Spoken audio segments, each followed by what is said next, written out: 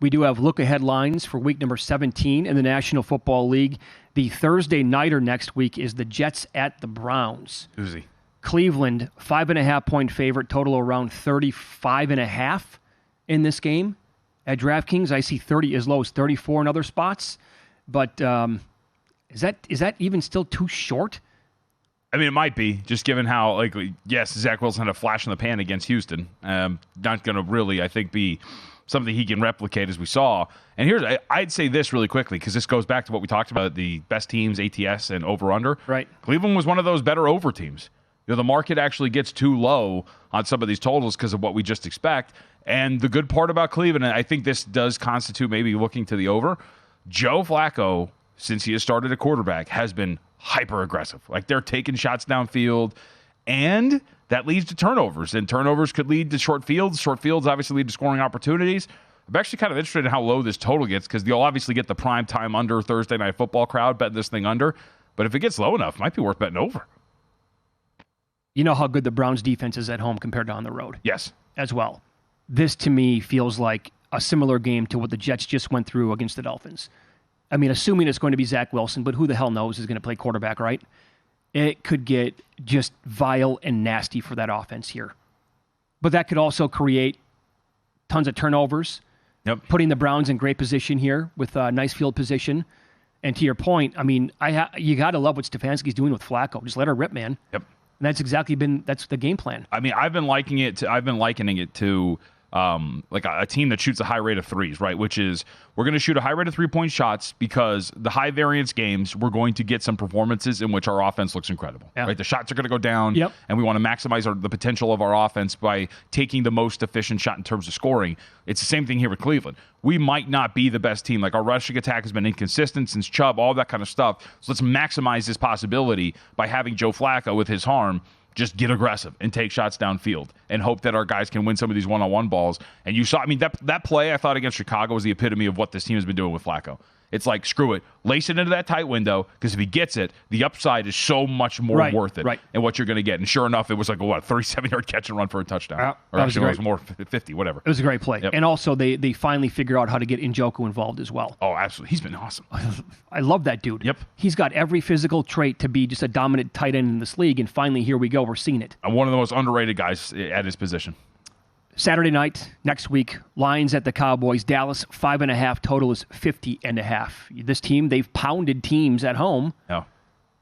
And the Lions, a true test here to what kind of a playoff team I think we're going to see.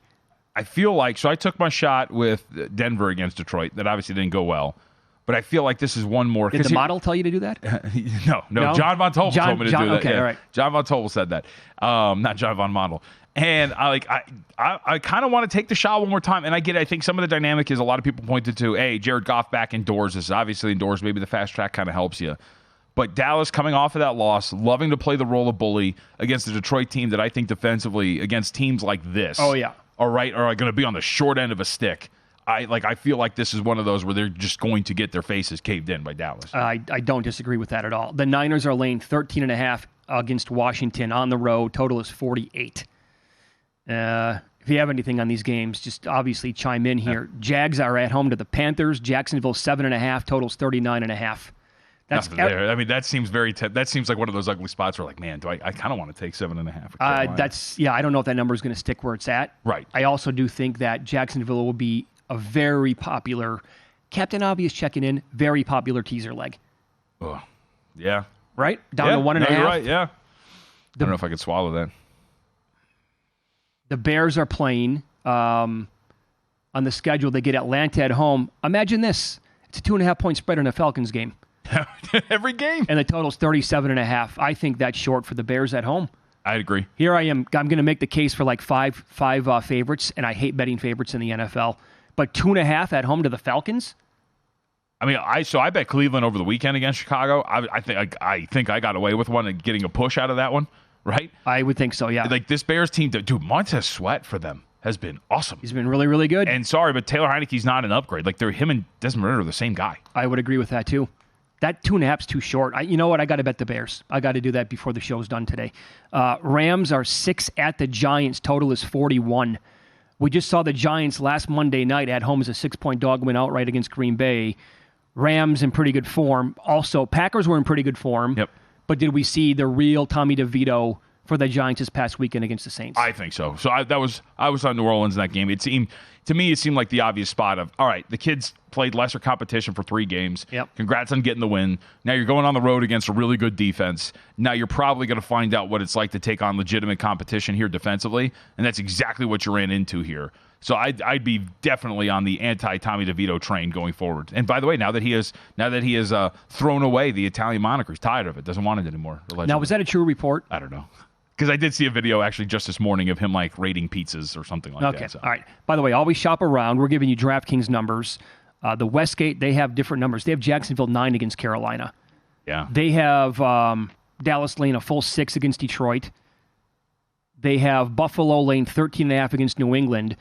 At DraftKings, that number is 12. Bills revenge spot. That knocked me out of Survivor. Now that was dumb. It was a road team in a divisional game to take them. But, I mean, they allowed, 29 points and Mac Jones to go right down the field in the final 40 seconds to win the game. Mac Jones is going to save his job. I know. Yeah, I'll say that. I think it goes without saying, but it's worth reiterating. A lot of these, too, for look-ahead's perspective, it does tie into what you think about this week, right? So, like, for example, if you like San Francisco against Baltimore, and if you're going to lay that and you think that's something, I would go and lay 13.5 with San Francisco on the road against Washington. Sure. Because if they win and cover by margin against Baltimore, more than likely San Francisco is going to be over 14 against the Washington Commanders. What if the Cowboys are really, really good against the Dolphins in a bounce back spot here? Yep. Does that number touch 7 against the Lions? I think potentially it does. You think it could? Especially given the situation of Dallas at home, right? And then you correlate that with potentially Detroit if they fail to cover on the road against Minnesota this weekend. Those two things together, I think you could I think it'd be very realistic to get to like 6.5, 7 here for Dallas. Eagles are 10 against the Cardinals. Totals 47.5. I kind of like. Look, they didn't end up they ended up covering against San Francisco. Arizona looks like a team that's going to be a pain in the ass going forward. Totally agree. Like they're good. They're solid on offense. They got a quarterback that maximizes their floor. And against a defense like this that has been very porous and has been scratching and clawing for answers defensively.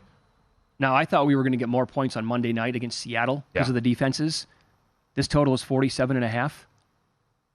Philly's defense is terrible. Cardinals worse.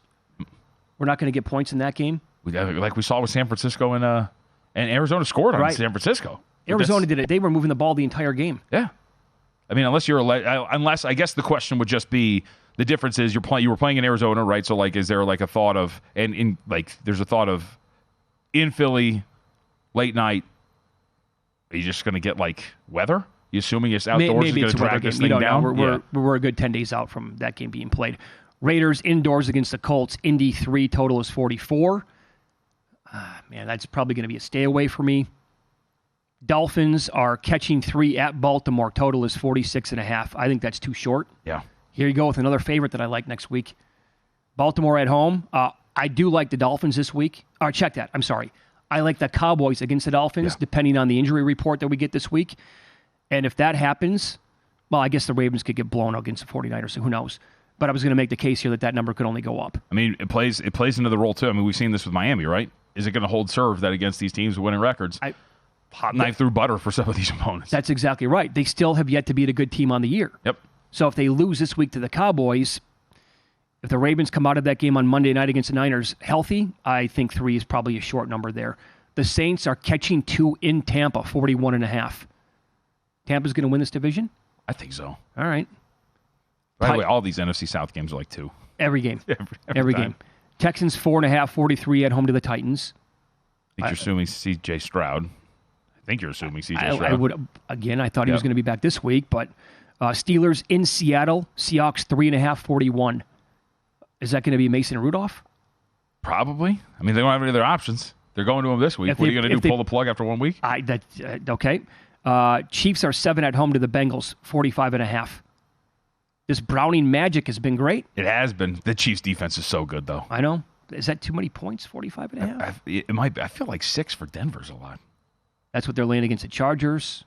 And then Packers and Minnesota, the Vikings are 2. Christian Watson playing? It's a total coin flip at this point, I think, for the rest of the season with him.